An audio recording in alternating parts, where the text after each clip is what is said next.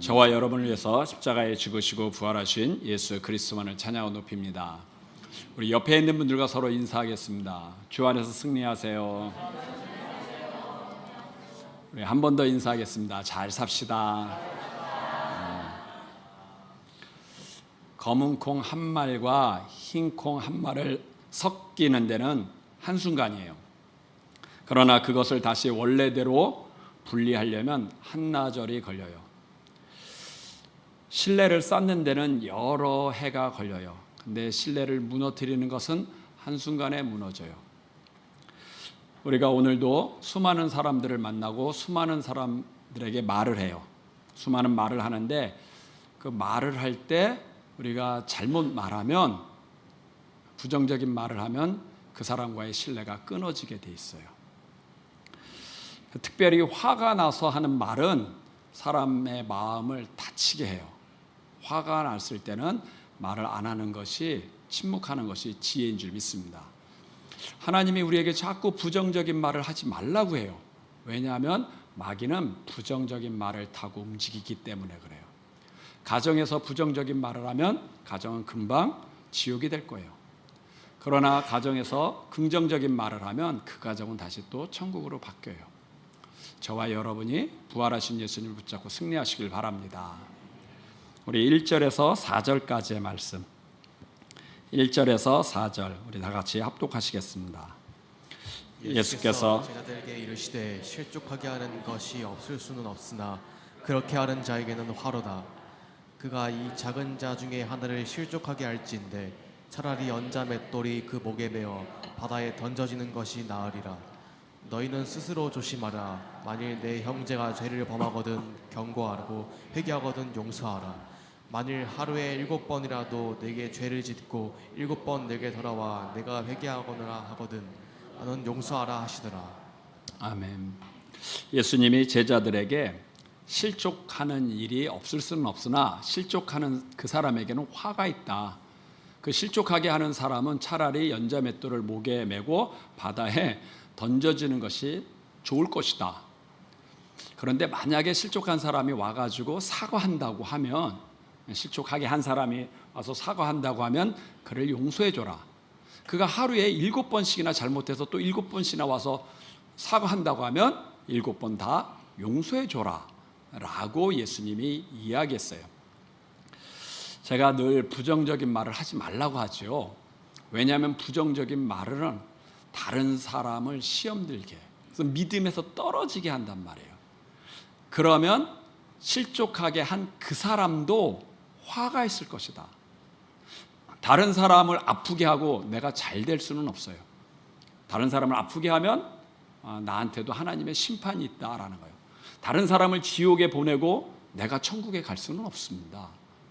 그냥 실족하게 하지 말라는 거예요. 그런데 만약에 실족하게 한 사람이 자기의 잘못을 깨닫고 그 사람한테 가서 용서를 구해. 그러면 그 상처받은 사람은 무조건 용서해라. 근데 그 사람이 하루에 7번이라도 잘못하고 7번이라도 사과를 하면 그 용서하는 사람은 7번이라도 다 무조건 용서하라는 거예요. 무조건. 좀 억울하지 않아요? 용서하는 사람은? 왜 우리가 용서해야 되죠? 만약에 용서 안 하면 어떻게 되는 거예요? 주기도문에는 우리가 우리의 죄를 사하여 준 것처럼 하나님도 우리의 죄를 사하옵소서라고 했어요. 반대로 우리가 우리의 형제 죄를 용서 안 하면 하나님도 우리를 용서한다는 거예요? 안 한다는 거예요? 안 한다는 거예요. 하나님이 우리를 용서 안 하면 우리가 천국에 못 가요. 그러니까 너가 천국에 가기 위해서라도 다른 사람을 용서하라는 거예요. 아니, 용서 안 했다고 왜 천국에 못 가냐는 얘기예요. 용서하고 안 하고는 내 선택이잖아. 내가 아픈 거잖아. 내가 용서 안 할 수 있는데 왜 그것 때문에 천국에 못 가냐면, 우리는 예수님 때문에 용서받은 사람이라는 걸 알라는 거예요. 예수님이 우리 죄 때문에 십자가에 죽고 우리 대신 지옥까지 갔다 오셨어요. 그래서 우리가 지옥에 안 가요. 우리는 그만큼 용서받았다는 거야. 내가 하나님한테 얼만큼 용서받았냐면, 지옥 갈 내가 예수님이 나 대신 지옥에 갔다 오셔서 네가 지옥에 안 간다는 거야. 거기는 구경도 안 한다는 거예요. 거기는 냄새도 안 맡거든. 이만큼 용서를 받았다는 거예요. 이만큼 용서를 받았으니까 형제가 너한테 용서하는 건 그냥 이 세상의 일이야. 재물을 좀 손해 보게 했다든지 아니면 자존심을 좀 상하게 했다든지 그런 거야. 그런 거는 네가 용서받은 것에 비해서는 별거 아니니까 그냥 눈 감고 용서해줘. 만약에 네가 네 형제의 허물을 용서 안 하면 그건 욕심이야, 욕심. 나는 하나님한테 지옥 갈 내가 용서받아서 천국 가는데 다른 사람이 내 돈 떼어먹고 나를 아프게 한 걸 용서 안 하면 나는 용서를 받는 건 좋아하지만 남을 용서 안 하겠다는 거잖아. 그거는 예수님을 믿는 게 아니라 예수님을 이용하는 거야. 그래서 천국에 못 가. 용서받았기 때문에 다른 사람을 용서하라는 거예요. 네가 먼저 용서받았기 때문에. 그래서 성도는 사과하는 사람이 있으면 무조건 용서해야 돼요. 그리고 혹시 그 사람이 사과 안 했다 할지라도 마음에서 용서해야 돼요. 성도는 미움이 없어야 돼요. 왜냐하면 내가 용서를 받았기 때문에. 내가 받은 용서가 그냥 100만 원, 200만 원이 아니라 지옥 갈 내가 지옥에 안 가는 그런 용서를 받았기 때문에 세상 사람이 짓는 죄 중에 그만큼 용서받는 건 없으니까 무조건 다 용서하라. 그 얘기예요. 근데 오늘 예수님이 아주 재밌는 얘기를 했는데 하루에 7번 잘못해서 7번 사과하러 오면 용서하라 그랬어요. 여러분 7번 와가지고 잘못했다고 사과하면 그 사람은 건성으로 사과하는 거예요? 진심으로 사과하는 거예요? 왜 진심으로 사과해요? 사람들은 자기가 잘못해놓고선도 사과도 안 해. 또 사과했다고 하지만 그냥 자기 스스로만 사과하지 사람한테 찾아와가지고 내가 잘못했다고 구하지를 않아요. 그런데 자기가 잘못했다고 와가지고 구하면 그 사람은 진심으로 사과하는 거니까 그 사람의 죄를 용서해 줘라 라고 해요. 그가 7번이라도 잘못해. 또 잘못하고 또 잘못해서 또 사과하면 7번이라도 다 용서해 줘라 라고 하는 거예요. 하루에 우리에게 7번이나 잘못하는 사람이 있을까요, 없을까요? 이웃에 사는 분이 우리한테 7번이나 잘못할까요? 나랑 거래하는 사람이 한두 번은 잘못해도 하루에 7번씩 잘못할까요? 나한테 하루에 7번씩이나도 잘못하는 사람도 누구예요? 제가 보기엔 가족이에요, 가족. 가족은 같이 살잖아. 배우자는 한 번 실수하고 두 번씩 설거지 좀 하라니까 안 하고 방도 청소하라니까 안 하고 리모컨 좀 갖다 놓으라니까 안 하고 말을 안 들어 말을. 이 7번만 잘못해요? 하루 종일 잘못해. 자식은 우리에게 7번만 잘못하나요? 계속 잘못하나요? 공부하라고 하면 안 하고 게임 좀 하지 말라고 하면 안 하고 계속 잘못해. 근데 걔가 깨달아 와가지고 잘못했어요 하면 용서해줘라. 제가 누구를 용서하라 그러냐면 하루에 7번씩 잘못한 사람이 어디 있어? 가족이에요, 가족. 가족을 용서하라는 거예요. 그래야 그 가족이 같이 천국 가지. 부모가 제자를 용서 안 하면 중보기도 안 할 거잖아요. 남편이 아내를 용서 안 하면 기도 안 할 거잖아요. 용서를 해야 중보기도 할 거 아니에요. 미움이 있는데 그 사람 천국 가도록 기도 못 하잖아요. 가족을 용서하라는 것은 가족 구원을 위해서라도 내가 품으라는 거예요. 예전에 밀양이라는 영화가 있었어요. 한 어머니가 아이가 유괴범에 잡혀가지고 죽었어요. 그래서 그 유괴범은 이제 감옥에 갔죠. 이제 아이를 잃은 어머니가 너무 마음이 아파서 교회 다녀가지고 예배를 드리다가 이 말씀을 들었어요. 원수를 사랑하라, 원수를 용서하라. 그래서 무슨 마음을 잡았냐면 유괴범, 내 아이를 죽인 그 유괴범을 용서해야겠다 해가지고 교도소에 가서 면회를 신청했어요. 근데 그 유괴범이 하는 얘기가 나도 교도소에서 예수 믿어서 내 죄를 용서받았으니 어머니도 평안하게 사세요 라고 말을 하는 거예요. 이 어머니가 벙쪘어요. 내가 용서를 안 했는데 누가 이 범죄자를 용서했다는 거야. 난 여전히 아픈데, 난 여전히 상처 있는데 누가 이 사람한테 평안을 주느냐는 얘기야. 이건 다 거짓말이야. 교회는 다 거짓말이야 하는 영화예요. 제가 보니까는 그 영화는 용서라는 주제를 교묘하게 틀어가지고 교회를 공격하는 영화 같아. 성경에 보면 사과하면 하나님께만 사과하라 그랬어요? 사람에게도 사과하라 그랬어요? 성경에는 분명히 사람에게도 사과하라 그랬어요. 사람. 그러면 그 영화가 제대로 만들어지려면 그 유괴범은 하나님께도 회개해야 되지만 자기가 아픔을 주고 상처를 준 그 어머니에게도 회개해야 돼요? 안 해야 돼요? 회개해야죠. 미안합니다. 죄송합니다. 내가 돈에 눈이 멀어가지고 당신의 아들을 죽였어요. 내가 죄송합니다. 내가 죄송합니다. 해야죠. 하나님께 사과했다고 나서 뭐 당당하게 난 용서받았으니까 당신도 편안하게 사세요. 그거는 하나님이 원하는 사과가 아니고 그건 성경이 얘기하는 사과가 아니에요. 하나님께도 사과했으면 여기 보면 사람한테 찾아가서도 하라는 거예요. 사라는 거예요. 그게 온전한 회개가 되는 거예요. 제가 부목사로 사역할 때 같이 사역한 다른 부목사님에게 후임 부목사님에게 성질을 낸 적이 있어요. 그때 제가 믿음이 떨어져가지고 이렇게 착한 사람도 혈기를 냈어. 물론 서로 의견이 달라가지고 했죠. 근데 어느 날 자꾸 그게 많이 걸려요. 하나님이 가서 그 목사님한테 사과하라. 근데 한참 지났거든요. 지났는데 그게 자꾸 생각나. 성령님이 깨닫게 하는 거죠. 성령님은 항상 우리를 회개시키잖아요. 그래서 그분한테 사과하려고 알아봤는데 이미 공부하러 미국으로 갔다는 거예요. 연락을 못 하는 거예요. 전화번호도 없고. 근데 다행히 그분 이메일이 있었어요. 이메일. 그래서 제가 그 이메일로 편지를 보냈습니다. 그때 내가 너무 미안했다. 그때 내가 너무 은혜가 떨어져가지고 혈기가 충만해서 성질냈으니까 나를 좀 용서해달라고 메일을 보냈는데 답장이 안 왔어요. 그분이 읽었는지 모르는지 모르겠어. 지금도 어떻게 연락이 되면 전화번호라도 꼭 알아서 사과하고 싶은 마음이에요. 근데 하나님은 내가 그래도 답장 쓴 걸 기억하실 줄 믿습니다. 내가 그 사람한테 연결을 못했어도 사람한테 하려고 한 거 기억해요. 여러분이 사과할 사람이 있는데 연락이 안 돼요? 그러면 편지라도 쓰고 서랍장에 놓아요. 혹시 하나님 앞에서 내가 사람을 만나야 되는데 만날 수가 없어. 그럼 미안하다고 편지라도 써 서랍장에 놓고 내가 하나님 진짜 회개합니다. 저희 아버님이 소천하셨어요. 소천하기 직전에 저희 아들이 간호했는데 아버님이 그렇게 회개 기도를 많이 했다는 거예요.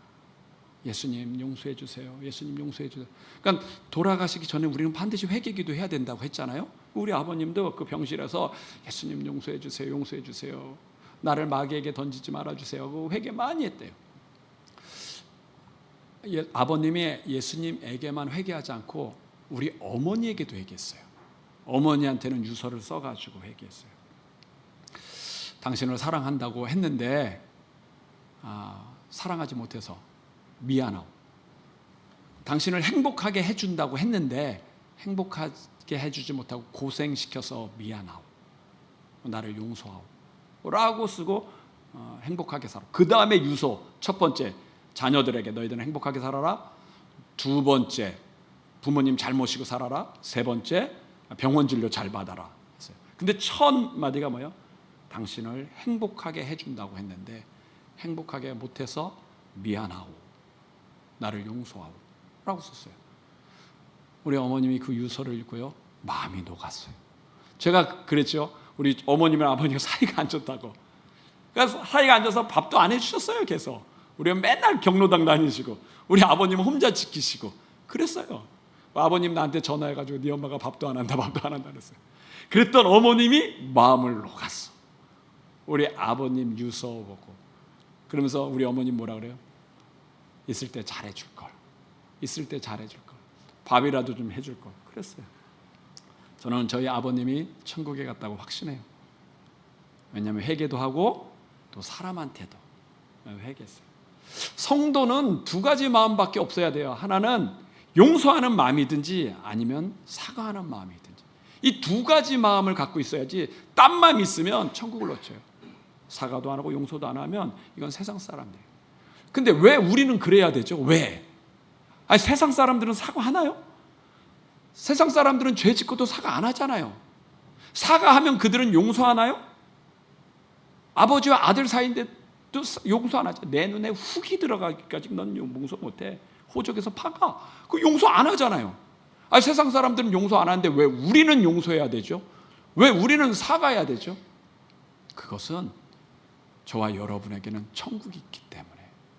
네가 천국을 귀하게 여기면 그렇게 하라는 거야. 예수님이 너 때문에 지옥에 갔다 온 걸 믿으면 용서해. 네 인생에서 가장 중요한 게 자존심이야, 천국이야. 네 인생에서 가장 중요한 게 재물이야, 천국이야. 천국이 정말 가치 있고 죽으면 천국 가야 된다고 믿어. 천국을 정말 믿으면 용서하라는 거예요. 안 믿어? 안 믿으면 네 마음대로 살아. 혈기 내고 원수 지고 살아. 근데 네가 믿으면 그렇게 하라는 거예요. 왜 하나님이 우리에게 용서하라 그랬어요? 네가 천국을 믿어. 예수님의 십자가를 믿는 얘기예요. 예수님이 십자가에서 내 죄 때문에 지옥까지 갔다 오고 너 지옥 안 간다는 걸 믿어? 믿으면 그렇게 해. 안 믿어? 안 믿으면 네 마음대로 살아. 죽은 다음엔 갈 길은 네가 선택한 길로 가는 거야. 우리에게 왜 용서하라 그랬어요? 네가 천국을 믿냐? 네가 지옥 갈 네가 예수님의 십자가로 지옥 안 가고 용서받은 걸 네가 믿느냐는 얘기예요. 믿으면 내가 그만큼 용서를 받았으니까, 지옥 갈 내가 지옥 안 갈 만큼 그렇게 용서를 받았으니까 다른 사람도 용서해 그런 거예요. 그러면 죽은 다음에 어디 가요? 그럼 믿음대로 가는 거예요. 믿음대로. 저와 여러분은 천국 백성이기 때문에 그렇게 살라는 거예요. 그리고 천국이 가장 중요하기 때문에 그렇게 살라는 거예요. 그렇게. 우린 세상 사람들과 달라요. 세상 사람들은 회개 안 하죠.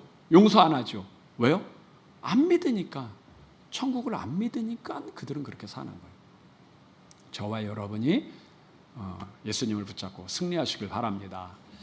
두 번째, 5절에서 6절 같이 읽겠습니다. 5절입니다. 사도들이 주께 여짜오되 우리에게 믿음을 더하소서 하니 주께서 이르시되 너희에게 겨자씨 하나를 만한 믿음이 있었더라면 이 뽕나무더러 뿌리가 뽑혀 바다에 심기어라 하였을 것이요 그것이 너희에게 순종하였으리라. 제자들이 예수님에게 우리에게 믿음을 더하소서라고 얘기해요. 그러자 예수님이 겨자씨만한 믿음만 있어도 이 뽕나무가 바다에 던져서 심겨져라 해도 심겨질 것이다 라고 말씀하세요. 믿음이 많고 적고가 아니라 그냥 겨자씨만한 믿음만 있어도 돼. 겨자씨만한 믿음이 무엇이길래 뽕나무를 던져서 바다에 심겨져라 해도 심겨질까요? 제가 질문할게요. 뽕나무가 바다에 심겨지라고 하면 심겨져요? 안 심겨져요? 안 심겨져요. 그러면 이거 기도응답이 된 거예요? 안 된 거예요? 안 된 거죠. 기도응답이 안 될 때는 하나님이 없다고 했어요? 다른 이유가 있다고 했어요? 다른 이유가 있어요. 기도응답이 안 되는데 하나님 없는 게 아니라 다른 이유가 있어 라고 생각하면 그게 겨자씨만한 믿음이에요. 그러니까 내가 구했는데 잘못 구했을 때 하나님이 더 좋은 걸 주실 거야 하고 온전히 믿는 거, 그게 겨자씨만한 믿음이에요. 근데 여기서 아주 중요한 게 있는데, 기도해서 했는데 기도응답이 안 돼요. 그러면 우리 마음에 할렐루야 아멘 감사합니다 이 마음이 먼저 올까요? 거절감이 먼저 올까요? 기도했는데 응답이 안 되면요 거절감부터 와요. 왜 하나님 응답 안 하시지? 왜 날 무시하시지? 아니 김 집사 최 집사는 좋아하는데 왜 나한테는 응답이 안 해? 누구는 병 났고 누구는 대학 다 가는데 왜 내 기도는 응답 안 해? 하고 딱 뭐부터 와요? 거절감부터 와요. 거절감. 하나님이 날 무시하나? 안 사랑하나? 그때 그 거절감을 이기는 것. 그러나 하나님이 다른 이유가 있어. 내가 기도했는데 응답 안 되는 건 다른 이유가 있어 하면서 다른 이유로 그 거절감을 극복하는 거.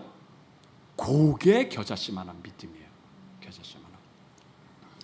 겨자씨만한 믿음은요 거절감을 극복하는 믿음이에요. 그러면 더 좋은 걸로 응답받아요.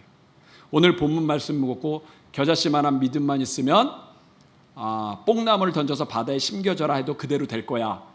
그러니까 여러분 무엇이든지 원하는 대로 구하십시오. 구하면 다 됩니다. 불가능한 것이 없습니다.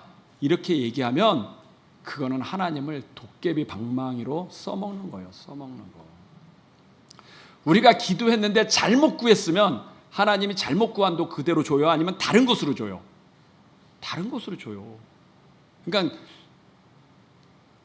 뽕나무가 바다에 심겨지라고 기도하는 건 이건 잘못 구한 거잖아요. 근데 꼭 필요한 건 주지만 잘못 구했을 땐 이대로 안 하셔. 하나님은 로봇가 아니라니까요.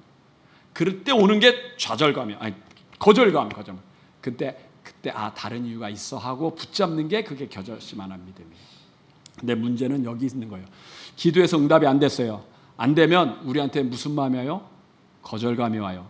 거절감은 무시당한 거예요. 하나님 왜 내가 기도했는데 응답 안 해? 내가 교회를 몇십 년 다녔는데, 내가 기도를 40일 했는데 왜 응답 안 해? 하면서 무시가 오면서 그 다음에 뭐예요? 분노가 와요. 분노. 하나님은 누구는 사랑하고 왜 나는 안 사랑? 하나님 있는 거예요, 없는 거예요? 하면서 원망, 불평이 온단 말이에요. 요렇게 오면 요게 이제 부정적인 생각으로 잡히는 거예요. 세상에 범죄가 있어요. 범죄자들이 있어요. 죄를 짓고 범죄를 저지른 사람들의 문제는 뭐예요? 거절감을 다른 이유가 있다고 극복하지 못하고 거절감을 무시로 받은 거예요. 무시로 받아서 그게 분노가 돼가지고 죄를 짓는 겁니다. 어떤 청년이 한 여자한테 데이트 신청했어요. 자매님과 데이트하고 싶습니다. 근데 이 자매가 거절해서 아니요, 저는 다른 사람이 있습니다. 형제님은 내 스타일이 아니에요. 라고 할 때, 그때 거절감이 올 때, 이 자매는 나랑 상관이 없구나. 하나님이 더 좋은 자매를 만나게 할 거야. 그러면 거절감을 이겨요. 그런데 죄 짓는 사람 뭐요? 저 자매가 날 거절했어. 자기는 얼마나 잘났다고. 난 저 자매 날 무시했네. 너 잘 되는 거 보자. 잘 되나 보자. 난 너 가만 안 뒀어. 너 죽고 나 죽자. 해가지고 때리고 죽이면 이게 거절감을 이긴 거예요, 진 거예요? 그 잘못 간 거예요, 잘못 간 거. 그래서 범죄가 일어나는 거예요. 인생의 성공과 실패는요, 거절감을 극복하느냐 못 극복하느냐 거기에 있는 거예요. 인생에 성공하는 사람은 어떤 일을 했을 때 일이 안 되면 다른 이유가 있어요. 위기는 꼭 기회야 해가지고 눈을 다른 데 열어. 그리고 더 좋은 길로 가려고 해. 근데 인생에 실패하는 사람은 항상 이 거절감을 무시로 여기고 분노로 여겨. 내 인생은 되는 게 없어. 나는 망했어. 세상은 왜 이렇게 사람을 무시하는 거야? 왜 잘난 사람은 왜 저렇게 잘나고 왜 나는 어려워? 너희들 잘 되는 걸 내가 볼 수가 없어. 너 죽고 나 죽자. 그러니까 죄 짓는 거죠, 죄 짓는. 거절감을 극복하느냐 못하느냐에 따라서 인생이 성공하느냐 실패하느냐 달라지는 거예요. 하나님이 우리한테 기도하면 응답한 적이 많아요? 안 한 적이 많아요? 우리 기도대로 응답하신 적이 많아요? 안 하신 적이 많아요? 안 하신 적이 많죠. 왜 그 능력 많은 분이 왜 우리 기도대로 응답 안 하느냐는 얘기예요. 그거는 거절감을 극복하는 법을 배우라는 거예요. 네가 기도한 대로 하나님은, 우리가 기도한 대로 하나님 응답해요. 건강하게 되면 건강하고, 암 낫게 되면 다 낫게 하고, 그 다음에 대학 가게 하면 대학 갈 수도 있고, 취업하게 되면 다 할 수 있어. 근데 그러면 하나님을 도깨비 봉합을 써먹고 내 믿음이 안 자라. 하나님을 나의 종으로 써먹는 거예요. 종으로. 그러다가 한 번 안 되면 어떻게 해요? 믿어도 소용없네.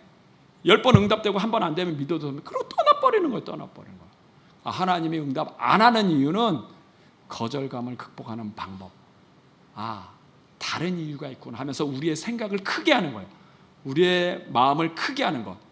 어떤 것이 응답이 안 됐어요. 근데 하나님이 날 무시하네 하는 마음이 큰 마음이에요? 아니면 다른 이유가 있다고 생각하는 마음이 큰 마음이에요? 하나님이 왜 나를 이렇게 못 살게 구냐라고 생각하는 게 생각이 큰 거예요? 다른 이유가 있다고 생각하는 게 생각이 큰 거예요? 다른 있다고 생각하는 거예요. 제가 기도 응답 받은 것 중에서요, 내가 구해서 응답 받은 것보다 기도 응답이 안 될 때 받은 응답들이 더 많았어요. 우리 TV 샀어요. 저는 원래 TV 사려고 하지 않았어요. 제가 사려고는 LED 스크린 사려고 했어요. 1,200만 원짜리. 그걸 가운데 딱 하려고. 근데 그건 픽셀로 되어 있어요. 점으로 쫙. 그거 사려고 제가 그 업자랑 계약까지 하려고 하고 그 다음날 만나려고 했어요. 근데 하나님이 막았어요. 그거 사지 말라고. 그래서 그거 안 사고 좀 기다려봤는데 하나님이 스크린, TV를 샀어요. LED 스크린이 더 좋아요? TV가 좋아요? TV가 더 좋죠. 지금 후회 안 해요. 나를 사지 말라고 막은 사람이 누구냐면 우리 아들이에요. 아들. 내가 스크린 사려고 하니까 아버지 제발 그렇게 하지 마세요. 스크린은 이게 픽셀이고 공간이 큰데 해야 되고 그거보다 더 중요한 건 TV입니다. 선명도가 다릅니다. 선명도. TV는 이게 4K고 그건 픽셀입니다. 돈 들어가고 하지 마세요. 하고 아들이 막은 거예요, 아들이. 근데 그 음성을 하나님의 음성으로 듣고 제가 접었어요. 근데 선명도가 훨씬 더 낮잖아요. 가격도 3분의 1 가격이고. 이게 다 좋으시나요? 안 좋으시나요? 좋죠. 내가 만약에 하나님이 내 뜻대로 응답했으면 더 나빴을 거예요. 그런데 하나님이 내 기도대로 하지 않고 다른 이유로 그걸 찾으니까 하나님이 더 좋은 것을 찾게 했는 줄 믿습니다. 가정에서 제자들 양육할 때도 이걸 가르쳐야 돼요. 거절감을 극복하는 방법을 가르쳐야 돼요. 아이한테 하지마, 안 돼, 그만해, 그것만 하지 말고 하나님은 항상 거절한 다음에 뭘 주세요? 다른 걸 주세요. 다른 이유. 아이들한테도 거절하면 거절한 걸로 끝내지 말고 보상을 해줘야 돼. 다른 거. 그거 했지만 더 좋은 게 있어요. 이거 했지만 다른 게 있어.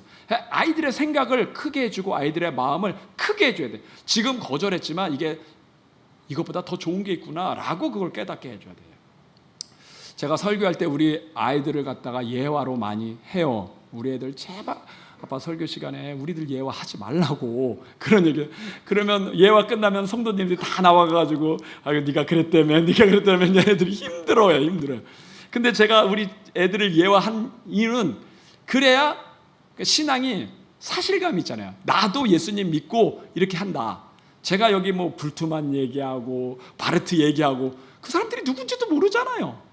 죽은 사람들 얘기하면 뭐해? 나도 예수님 믿고 경험한 얘기를 해드려야 되잖아요. 해드려야죠. 나도 이렇게 신앙생활 합니다. 그래서 우리 자녀들 예화를 하면 얘는 하지 말라 그래요. 제발. 그럼 제가 뭐라 그럴까요? 통닭 사줄게. 예화 한 번에 통닭 한 마리. 오늘도 또 우리 아들 얘기했잖아요. 분명히 또 통닭 사줘야 돼. 걔가 하지 말라고 했으니까. 그러니까 이제는 은근히 즐겨. 아버지 우리 얘기 안 하세요? 통닭 먹고 싶으면. 그게 뭐예요? 거절감을 극복하는 법을 가르쳐줘야지. 하나님이 우리에게 기도 응답 안 하는 건 다른 이유가 있어. 그래서 그 거절감을 극복하는 법을 알려주는 거예요. 알려주는 거. 그래야 생각이 커지고 믿음이 커지고 마음이 커지니까. 기도는 손해가 아니에요. 기도하면 우리가 합당하게 했으면 응답을 하고 우리가 잘못 구했으면 하나님이 다른 걸로 주시는 줄 믿습니다. 그러니까 기도는 손해가 아니니까 무조건 해야 돼. 제일 손해는 뭐야? 안 하는 거. 주님이 다 알아서 하시겠지 하고 안 하면 주님도 못 한다는 거야. 너희가 구해야 준다. 그래야 너희가 나를 여호와인 줄 알아. 구하지도 않았는데 하나님 응답하면 다들 뭐로 알아요? 우연으로 알아요. 우연. 그리고 주님께 안 와. 그러니까 예수님이 너희가 지혜가 부족해? 구해. 너희가 능력이 부족해? 구해. 예수님은 대기하고 있다는 거예요. 왜 너희의 지혜와 너희의 능력으로만 해결하려고 해? 벽에 부딪히면 구해. 그럼 내 지혜를 줄게. 내 능력을 줄게. 구해야 준다는 거예요. 구한 다음에 내 뜻대로 응답이 안 돼요? 더 좋은 거예요. 더 좋은 거. 그게 하나님의 뜻이에요. 잘 보세요. 응답이 내 뜻대로 되는 게 좋아요? 하나님의 뜻대로 되는 게 좋아요? 그럼 하나님의 뜻대로 되려면 내가 구한 것을 응답을 안 해야 돼. 그리고 찾아야 돼. 찾으면 찾게 돼 있단 말이에요. 그게 더 좋은 거예요. 그게 더 좋은 거예요. 요게 겨자씨만한 믿음이고 요게 무엇을 극복해요? 거절감을 극복하는 믿음이에요.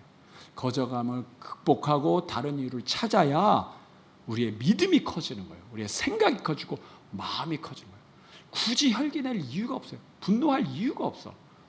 더 좋은 걸 예비했기 때문에 그래요. 저와 여러분이 믿음 안에서 승리하시길 바랍니다. 세 번째 7절에서 10절까지의 말씀. 7절 우리 같이 합독하겠습니다.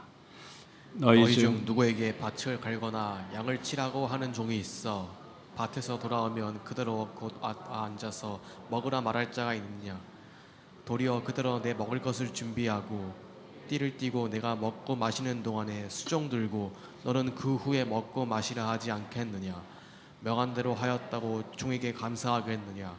이와 같이 너희도 명령받은 것을 다 행한 후에 이르기를 우리는 무익한 종이라 우리가 하여야 할 일을 한 것뿐이라 할지니라. 아멘. 예수님이 제자들한테 재미있는 얘기했어요. 한 종이 낮에 밭에서 열심히 일했어. 저녁에 들어왔는데 이제 주인이 저녁 식사를 한대. 그러면 이제 저녁 식사를 다 대접했어. 그리고 그걸 다 설거지 한 다음에 그다음에 이제 자기가 식사해. 그럼 이런 종에게 감사하겠느냐? 당연한 거 아니냐? 너희도 이와 같이 행한 후에 우리가 무익한 종입니다. 그렇게 답하라 라고 얘기했어요. 예수님이 이 충성된 종, 이렇게 열심히 일했으면 충성된 종이잖아요. 충성된 종이 모든 것을 다 한 후에 무슨 말을 했다고 얘기했어요? 어떻게 대답하라고 했어요? 우리는 무익한 종입니다. 우리는 무익한 종입니다. 이 얘기는 무슨 얘기냐면, 저와 여러분이 신앙생활해요. 신앙생활에서 교사로 봉사해요. 주방에서 봉사해요. 또 셀 예배도 드려요. 기도도 하고 전도도 하고 그래 또 헌금도 다 해요. 그렇게 해놓고선도 이 교회 뭐 내가 열심히 충성했어. 이 교회 뭐 나 없으면 되겠어. 난 기둥 같은 집사야. 이렇게 생각하지 말고 나는 무익한 종입니다. 그렇게 답하라는 거예요. 아니 딴 사람 안 하고 할 거 다 했는데 그러면 우리는 다 뭐야? 집사님 진짜 충성됩니다. 집사님 상급도 많을 거예요. 집사님 참 큰 믿음입니다. 우린 칭찬하잖아요. 근데 예수님이 그렇게 칭찬하지 말고 오히려 나는 무익한 종입니다. 그렇게 답하라는 거예요. 왜 우리는 이렇게 해야 되죠? 술 꼴 거 다 하고 애쓸 거 다 썼는데 끝에서도 왜 나는 무익한 종이라고 하냐는 얘기예요. 그것은 내가 예수님의 것이라는 것을 알라는 거예요. 예수님이 우리를 자신의 피로 값주고 샀어요. 지옥 갈 우리를 예수님이 갔다 오셨어. 그러면 우리는 예수님 거예요? 내 거예요? 예수님 거예요. 예수님 것이면 우리는 누구를 높여야 돼요? 예수님을 높여야 돼요? 우리를 높여야 돼요? 예수님을 높여야 돼요. 종이 수고 다 했어요. 일을 다 했어. 주인의 식사 대접까지 다 했어요. 근데 종은 나중에 종을 높이나요? 주인을 높이나요? 주인을 높여요. 종은 열심히 일하고도 끝에 고백하기를 자기는 무익한 종입니다. 그건 자기를 낮추는 거예요. 종은 주인을 높여요. 종이 만약에 이렇게 충성하고 주인한테 주인님 그래도 나 유능하지요? 나 충성되죠? 나만한 종 없지요? 나 잘 살지요? 이런 얘기하면 매 맞아요? 칭찬 들어요? 매 맞아요? 매 맞아요. 이 얘기는 무슨 얘기냐면 그래요. 저와 여러분이 천국 가는 건 누구 때문이에요? 예수님 때문이에요. 예수님이 우리 죄 때문에 죽으시고 지옥까지 갔다 오셔서 우리를 자기 피로 샀다 그랬어요. 내가 내 피로 너를 샀어. 그러면 우리는 누구 거예요? 예수님 거예요. 샀으면 우리는 누구를 높여야 돼?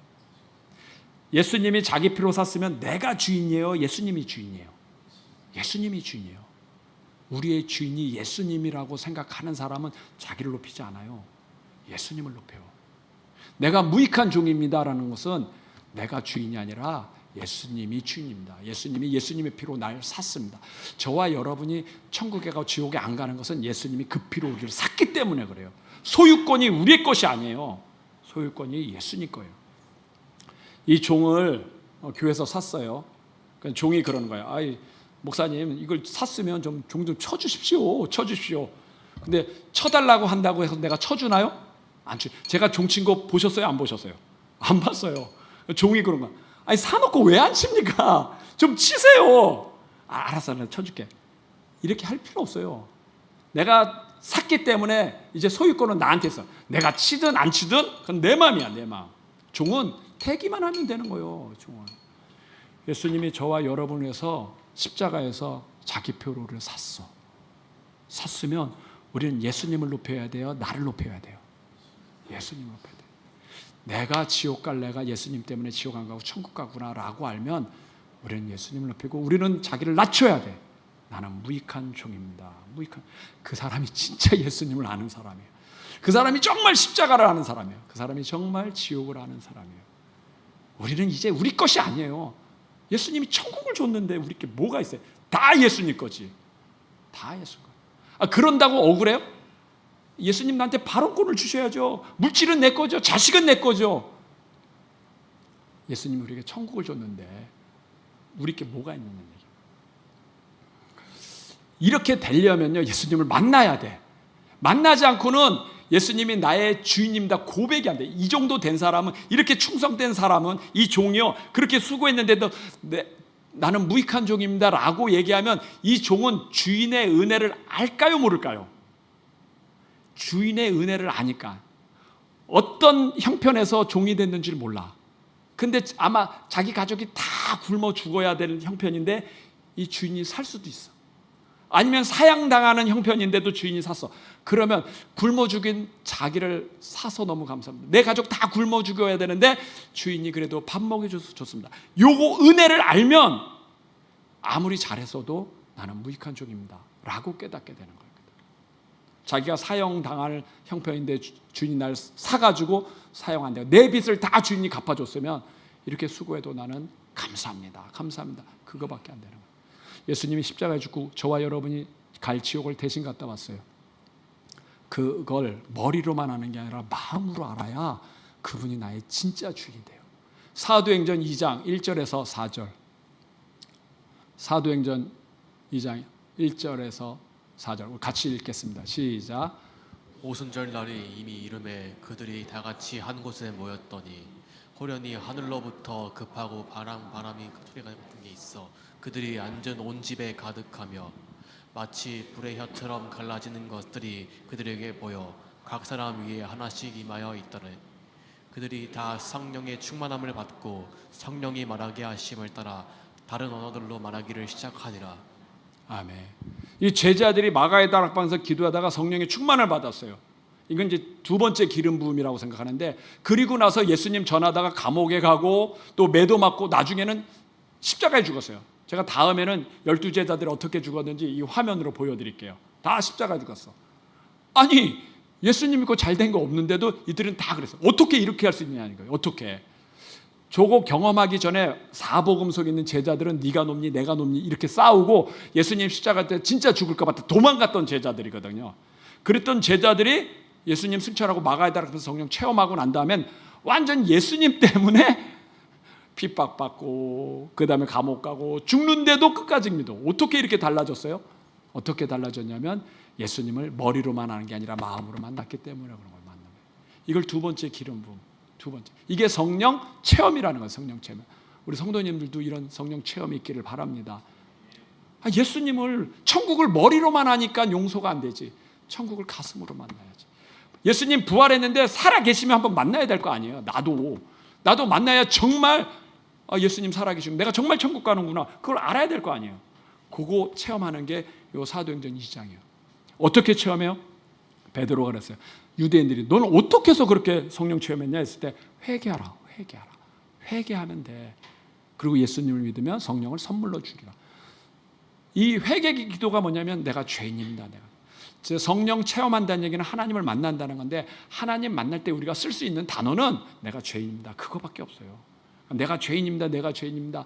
뭘 도와주세요. 그럴 필요 없어요. 그 단어는 약간 교만한 거예요. 그냥 하나님을 만나고 할 때는 그냥 내가 죄인인 것밖에 없어요. 완전한 피답. 이 기도만 하세요. 이 기도만. 우리 제자들 정말 예수님 살아계시고 만나고 싶으면 이 기도만 하세요. 그냥 내가 죄인입니다. 그러면 자기 죄가 보여. 제가 수련회 이후 이 기도 하라 그래서 제가 이 기도 계속했죠. 이 기도 계속 하는데요. 하나님 내 죄를 보여주더라고. 자기 죄가 안 보이니까 뭘 달라고 하지. 자기 죄가 보이면 부끄러운 것밖에 없어요. 내가 죄송합니다. 자기 죄를 봐야 용서를 받지. 내가 죄인입니다. 그래야 돼요. 불효자는 자기를 효자라 그래요. 불효자라 그래요. 불효자는 자기를 효자라 그래요. 효자는 자기를 부조라자 그래요. 효자라 그래요. 효자는 자기를 부조라자라 그래요. 의인은 자기를 죄인이라 그래요. 의인이라 그래요. 의인은 자기를 죄인이라 그래요. 죄인은 자기를 의인이라 그래요. 죄인이라 그래요.